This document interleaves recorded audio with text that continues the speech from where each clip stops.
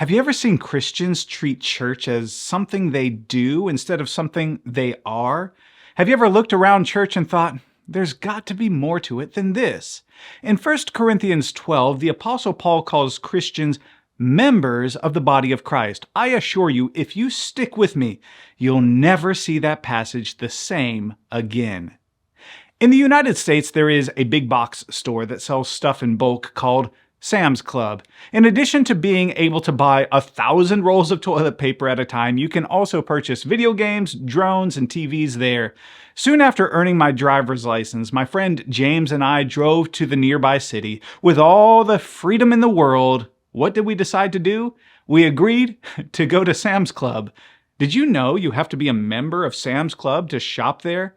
We didn't. Now, the name should have given it away, Sam's Club, but give us a break. We were 16 years old with very little life experience. Neither one of us had gone there before, and we believed it had some cool stuff to look at. I had my driver's license and a co-pilot. Who was going to stop us? We parked my 1988 Chevy S10 Blazer in the parking lot and walked right in. Now this is where experienced Sam's Club shoppers gasp.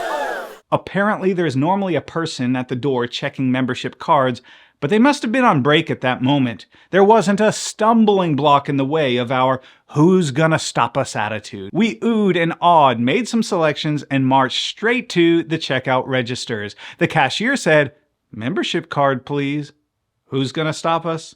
Looks like this cashier is going to. To become a member of Sam's Club, you had to be 18 years old, sign a contract, and pay $35 a year.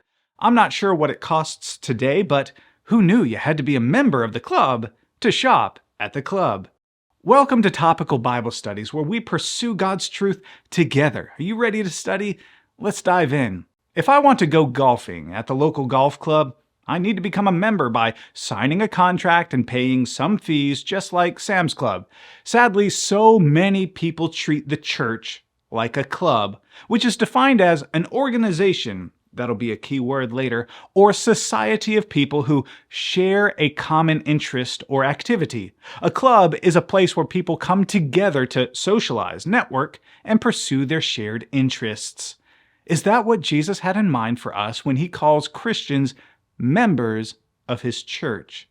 So far, we have only been using the word member one way, the way it relates to a club. However, Jesus used the word member another way, the way it relates to a body.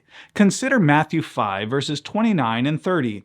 Jesus says, "If your right eye causes you to sin, pluck it out and cast it from you, for it is more profitable for you that one of your members perish than for your whole body to be cast into hell. If your right hand causes you to sin, cut it off and cast it from you, for it is more profitable for you that one of your members perish than for your whole body to be cast into hell."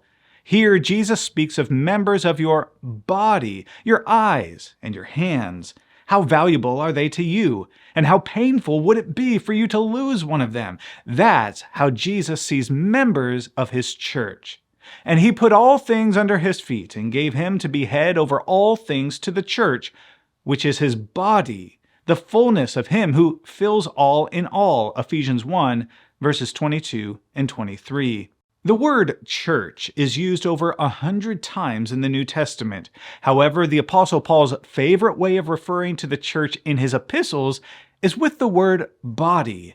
Jesus is the head of the body, and in Ephesians 5, verse 30, Paul says, we are members of his body. And in chapter 4, verse 25, he says, we are members of one another. Your arm is a member of your body, but your arm is also made up of members itself, elbow, wrist, hand, and so on. Each member of the church, member of the body, is connected to each other and subject to the head. That shows us how to live in two respects. In respects to the head, Jesus, we are to live in constant obedience. Your hand is supposed to move every time your head gives it instructions. Likewise, it is to stay still in areas where there are no instructions. However, if your hand doesn't move when it should or moves when it shouldn't, there's a disconnect. It needs to be addressed as soon as possible. As members of the church subject to Jesus, we must live according to his word. If we start disregarding the instructions of the head, there's a disconnect. It needs to be addressed. Now, sometimes addressing the problem is enough. Your arm wasn't moving because it was asleep, as we say. But once it woke up, enduring the pins and needles, it got back to work. When Paul was talking about the members of the body of Christ, he said, "Awake, you who sleep, arise from the dead, and Christ will give you light." He then gave these instructions: "See that you walk circumspectly, not as fools, but as wise, redeeming the time, because the days are evil. Therefore, do not be unwise, but understand what the will of the Lord is." If you, as a member of Jesus' body, are asleep, you've not been working, or you've just tried to scrape by with the bare minimum of Christianity, it's time to wake up. Sometimes, however, more drastic measures must be taken. On many occasions, Jesus warns the disciples that unfaithfulness, unfruitfulness, and unrepentance will result in a permanent disconnect. For example, see John 15 verses 1 through 8, Hebrews 10 verses 26 through 31, and Revelation 3 verses 14 through 19. If you are a member of Christ's body, stop treating your membership as you would a membership at Sam's Club or the country club. You pay your fees, you sign your contract, you put your name on a roll, and you show up from time to time. Understanding the biblical meaning of member will also affect how you view your role in the church. If the club you're a part of is only some social group of people who gather together over similar interests, what happens when your interests change? I think of the 10 years I was a member of the Body of Christ in the Wellington region of New Zealand. My friend Anthony said more than once, "If there weren't for Jesus, I wouldn't know any of you."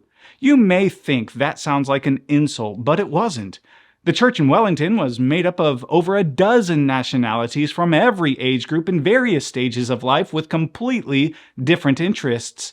His point was, if Christianity was simply a social organization, then there would be no other reason to bring such a diverse group of people together. Yet every time we saw each other, we knew our connection. We knew our value to each other. We loved being members of the body of Christ.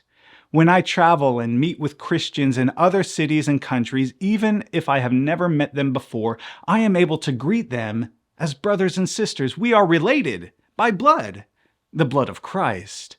Here's the biggest takeaway. In 1 Corinthians 12, Paul writes at length about the implications of the church being a body. He says that those who have been baptized into Christ are members of his body, verses 12 and 13.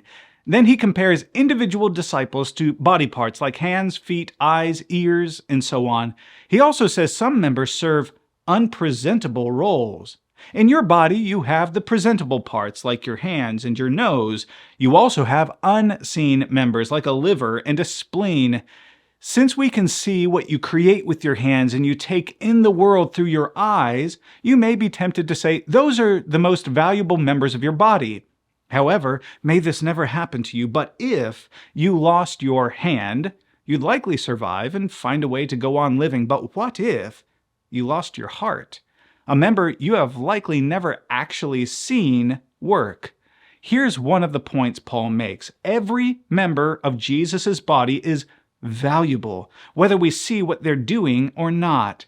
But the inference is we must actually be working. When we view the church as an organization, we ask, how can the church serve me? Yet the Bible presents the church as not an organization, but an organism. With this in mind, we begin asking, how can I serve in the church, in the body of Christ?